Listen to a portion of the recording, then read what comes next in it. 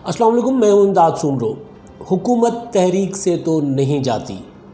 Opposition को भी ये बात अच्छी तरह पता है, मगर अपोजिशन हुकूमत को हर हाल में गिराना चाहती है। वो कैसे, ये मैं आगे चलकर बता रहा हूं, लेकिन पहले ये कि तहरीक किसके लिए है। अपोजिशन ने 16 अक्टूबर को चंद 3-4 रोज़ बाद गुजरांवाला में जलसा करना है पहला, और उसके बाद कराची में 18 अक्टूबर को जलसा होगा सानिया कारसाज के याद में, या उसकी बरसी के तौर पर वो जलसा होगा।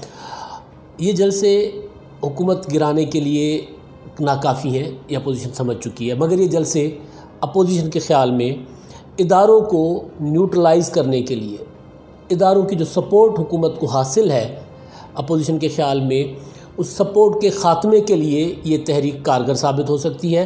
तहरीक से हुकूमत नहीं गिरेगी, ये अपोजिशन को भी पता है, क्योंकि अपोजिशन के अंदर जो शामिल जमातें हैं, मुस्लिम लीग नून, पीपल्स पार्टी, ये 3 बार मुस्लिम लीग नून, 4 बार पीपल्स पार्टी इक़्तिदार में रह चुकी है, और मौलाना फजलुर रहमान इनकी हुकूमतों का हिस्सा रहे हैं, और गुज़िश्ता हुकूमत का तो वो हिस्सा भी थे और उससे पहले भी हिस्सा रह चुके इक़्तिदार में। तो मौलाना फजलुर रहमान साहब को भी इस बात का इल्म है, अच्छी तरह वो समझते हैं कि तहरीकों के ज़रिए हुकूमतें नहीं गिरा करती। इसलिए अपोजिशन एक और हिकमत अमली पर मुतबादिल पैरेलल काम कर रही है। यानी एक तरफ तहरीक चल रही है, जिसके लिए, जैसे मैंने पहले बताया, कि तहरीक अपोजिशन इदारों को न्यूट्रलाइज़ करने के लिए चला रही है। माजी में जो मैं गुजारिश करना चाह रहा था कि इन तीनों जमातों को पता है कि माजी में जितनी भी तहारीक चली हैं, उन तहारीक के नतीजे में हुकूमतें नहीं गिरी। आपको याद होगा कि आसिफ जरदारी, हम बहुत पीछे नहीं जाते, 88 के बाद की हुकूमतें, बेनज़ीर भुट्टो की पहली हुकूमत 58 के ज़रिए ख़त्म हुई, नवाज़ शरीफ की हुकूमत भी इसी तरह तनाज़ात और उसके बाद 58 के ज़रिए ख़त्म हुई। फिर जब तीसरी हुकूमत थी नवाज़ शरीफ की, तो बेनज़ीर की जो दूसरी हुकूमत, वो भी 58।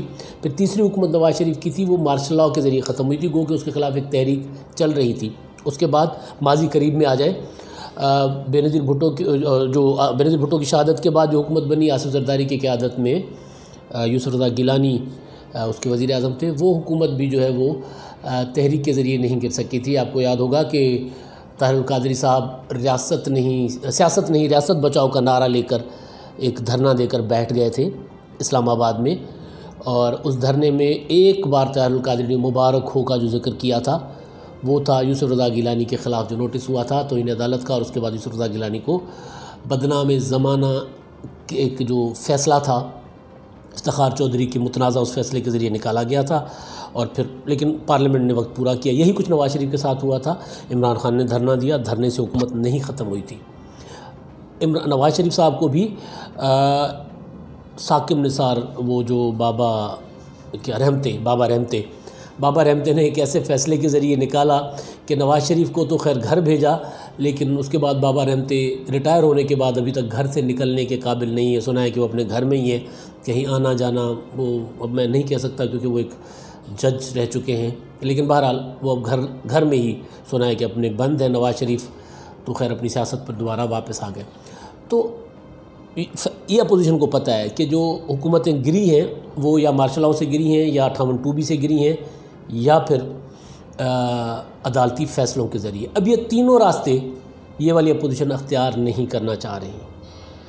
इन्होंने जो एक हिकमत अमली अख्तियार की है वो ये कि क्योंकि इमरान खान मुसलसल कह रहे हैं ना कि फ़ौज मेरे साथ है, हालांकि फ़ौज आइन के ताबे होती है, कानून के ताबे होती है, और हुकूमत के जो आइन और कानून के मुताबिक अहकामात होते हैं उसके ज़ाहिर फ़ौज को उस पर अमल करना होता है। और जैसे अपोजिशन ने तहरीक का आगाज़ किया, ऐलान किया, तो इमरान खान ने एक इस्लामाबाद में वकला कन्वेंशन था, और वकला कन्वेंशन में उन्होंने फिर वही बात की कि फ़ौज अपोजिशन के ख़िलाफ़ इसलिए है और मेरे साथ इसलिए है। यानी उन्होंने आइन और कानून की बात की नहीं, और उससे अगले रोज़ army chief general Qamar Javed Bajwa ने जो बात की कि जी हम तो आइन और कानून के तहत हुकूमत का जो हुक्म होगा उसकी मदद के लिए हम तैयार होंगे। और उन्होंने जो कैडेट्स थे, वो जो नए पास आउट करके पाकिस्तान की फ़ौज में आ रहे थे कमीशन अफसर, उन सब को उन्होंने आइन और कानून की पासदारी का एक درس بھی دیا. ان کی پوری تقریر اس پر تھی کہ جو فوج ہوتی ہے، فوج کا جو کمیشن افسر ہوتا ہے وہ آئین اور قانون کا کے پاسدار ہوتا ہے، اور ظاہر ہے وہ حلف بھی لیا گیا اور سب نے سنا کہ حلف کے الفاظ کیا تھے.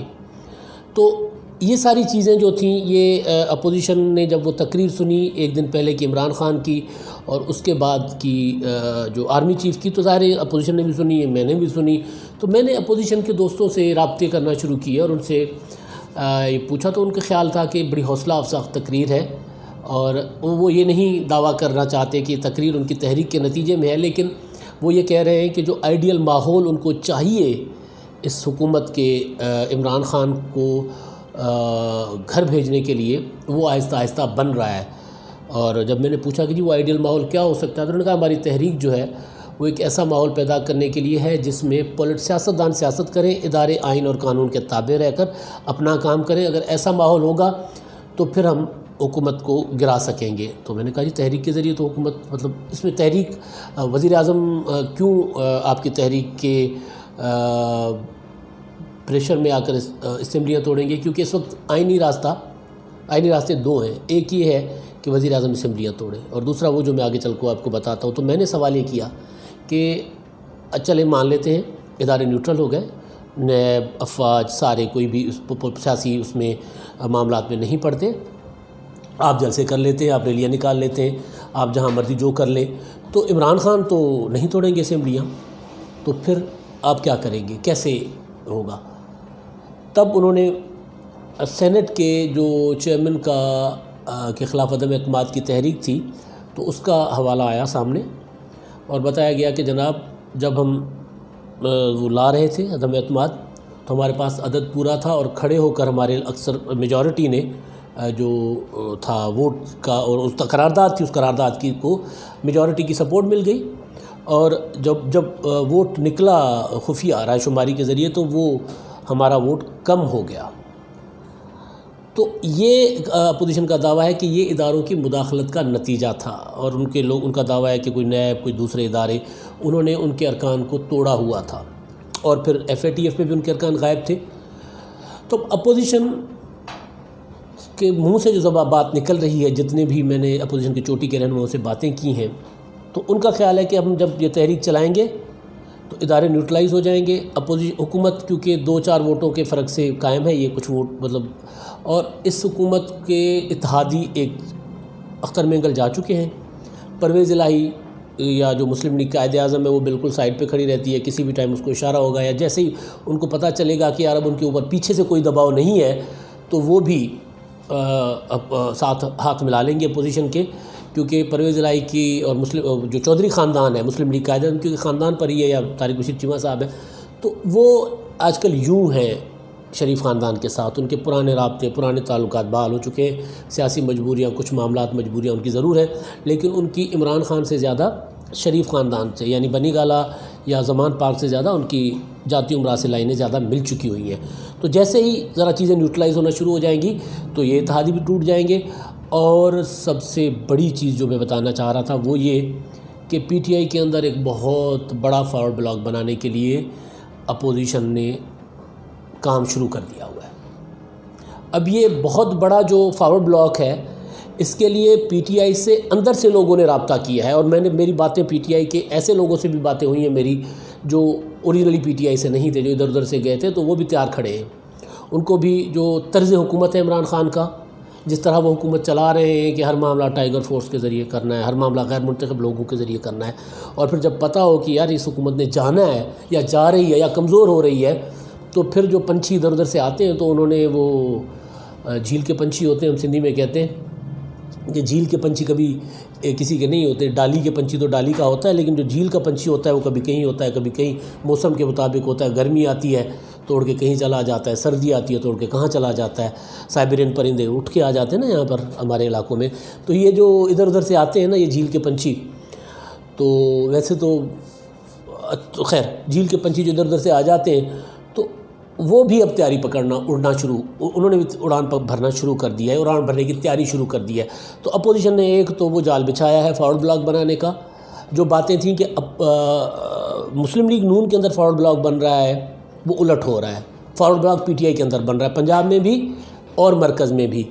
اور جیسے ہی یہ فارورڈ بلاک بننے کی تیاری شروع ہوگی تو اپوزیشن کی آپ ڈیڈ لائن ذرا دیکھیں کہ جنوری تک کا ٹائم دیا ہے وزیر اعظم کو، جنوری سے پہلے تک وہ فارورڈ بلاک بنا لیں گے. ان کی جو کوشش ہے، ہوتا ہے نہیں ہوتا الگ چیز ہے، ہماری اطلاع یہ ہے کہ ہو رہا ہے.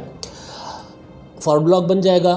فارورڈ بلاک بنانے سے پہلے پریشر کریں گے، پش کریں گے ساری چیزوں کو، ایک عوامی رائے ہموار کریں گے، دباؤ بڑھائیں گے، جلسوں سے، ریلیز سے، لانگ مارچز سے. جنوری تک یہ کرتے رہیں گے. اور جنوری تک اگر حکومت نہیں جاتی، عمران خان خود اسمبلیاں نہیں توڑتے، تو پھر میکسیمم فروری تک، جنوری یا فروری تک تحریک کے عدم اعتماد لائی جائے گی. سب سے یہ جو میں نے کہا نا دوسرا جو آئینی طریقہ وہ یہ ہے، وزیر اعظم اسمبلیاں توڑے یا پھر تحریک عدم اعتماد. تو اپوزیشن یہ سارا کام اس پر کر رہی ہے. فارورڈ بلاک بنے گا، جنوری یا فروری میں تحریک عدم اعتماد آئے گی. تحریک عدم اعتماد سے حکومت کو گھر بھیجا جائے گا، اپوزیشن اپنی حکومت بنائے گی. یعنی حکومت یہ چینج ہو جائے گا نا، یہ والی حکومت اپوزیشن میں چلی جائے گی، جتنے لوگ عمران خان کے ساتھ ہوں گے، جو پلاننگ ہے، اور اپوزیشن حکومت میں آ جائے گی. اور پھر حکومت میں آتے ہی اسمبلیاں توڑ دے گی. اسمبلیاں کیوں توڑے گی؟ جب حکومت مل گئی تو اسمبلیاں کیوں توڑے گی؟ کیونکہ سینٹ کا الیکشن رکوانا ہے. یہ ساری تحریک سینٹ کا الیکشن رکوانے کے لیے ہے. سینٹ کا الیکشن اگر نہ رکا تو پھر ظاہر ہے پی ٹی آئی کی میجورٹی ہو جائے گی سینٹ میں، پھر وہ NFC ایوارڈ، 18ویں ترمیم اور سارے وہ جو چاہتے ہیں وہ کر لیں گے.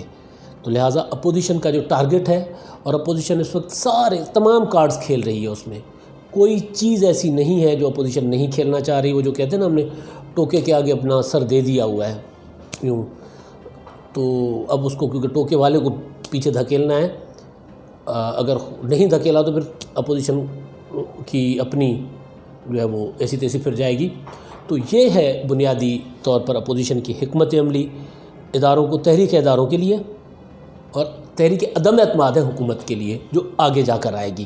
اس پر اپوزیشن کام کر رہی ہے، اور اگر اپوزیشن کامیاب ہوتی ہے تو یہ حکومت نئے سال کے زیادہ دن نہیں دیکھ پائے گی. اب تک کے لیے اتنا ہی. اللہ حافظ.